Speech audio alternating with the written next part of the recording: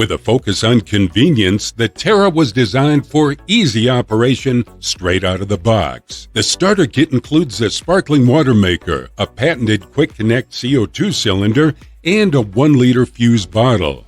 Remove the back panel of the machine and lock in the CO2 cylinder. Now the Terra is ready to create fresh sparkling water. Each cylinder is able to make up to 60 liters of carbonated sparkling water. For those that like more or less carbonation compared to the store-bought seltzer, the Terra allows for a tailored experience. The push button on the top of the Terra allows the user to carbonate the drink to the desired amount, 3 presses being a typical drink, with 5 presses the suggested max. Similar to many other Sodastream sparkling water makers, the Terra is cordless and requires no batteries. It's also worth noting that this model specifically requires the Sodastream Quick Connect CO2 cylinder, which may mean that you won't be able to use third-party CO2 tanks. That said, we prefer the Quick Connect feature as it makes changing the CO2 cylinders a breeze.